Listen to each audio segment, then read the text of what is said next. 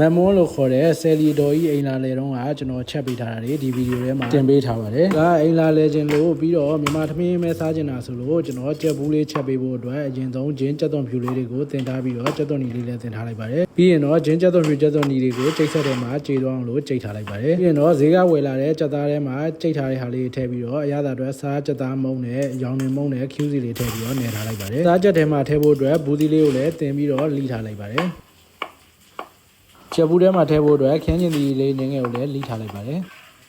ပြီးရင်တော့ခုနကနေထားတဲ့ကြက်သားလေးကိုအရင်ဆုံးစီတက်လိုက်ပါတယ်စီတက်ပြီးတော့အနံလေးမွေးလာပြီးတော့အနစ်တွေလုံးသွားပြီဆိုရင်တော့ pressure cooker ထဲမှာခင်းကျင်သီးနဲ့ရေနဲ့ထည့်ပြီးတော့တနားရီလောက်နှက်ထားလိုက်ပါတယ်ပြီးရင်တော့အရင်ဟင်းအာလူကက်စိတ်လေးလုပ်ဖို့အတွက်တော့အာလူလေးတွေကိုလှီးပြီးတော့အိုးထဲမှာစားနှင်းငယ်ထည့်ပြီးတော့ပြုတ်ထားလိုက်ပါတယ်အာလူပြုတ်နေတဲ့အချိန်မှာတော့ငရုတ်သီးထောင်းဖို့အတွက်ငင်းစိမ်းရယ်ရှမ်းနက်ရယ်ငရုတ်သီးစိမ်းကြက်သွန်ဖြူလေးတွေကိုစားနှင်းငယ်ထည့်ပြီးတော့ထောင်းထားလိုက်ပါတယ်ရလာတဲ့ငရုတ်သီးထောင်းလေးကိုတော့ပကံထဲမှာထည့်ပြီးတော့စီလေးနဲ့စိန်ထားလိုက်ပါတယ်အာလူလေးပြုတ်ထားတာဆင်းသင်းဖြစ်ပြီဆိုရင်တော့အာလူလေးတွေကိုခြေထားပြီးတော့စားကြက်သားမှုနဲ့ကော်မုံလေးနင်းငယ်ထည့်ပြီးတော့လုံးထားလိုက်ပါတယ်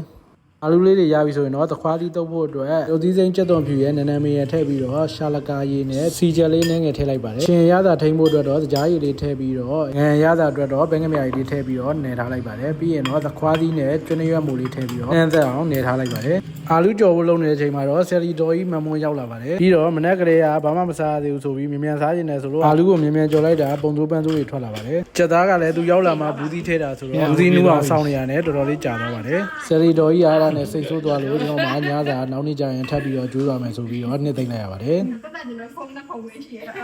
ကျက်လို့မဟုတ်ဘူးစီစီတက်မလို့အားရောက်ခိုင်းချက်ခိုင်းချက်မှာတက်ဖို့ခိုင်းချက်ခိုင်ကျက်ဟိုရှိတယ်နည်းနည်းလေးတွေ့တယ်ဒီမှာလေးဒီမှာလေးစက်ဒီမှာလို့ရှိတယ်ဝယ်ပြီးရတယ်ကျန်တဲ့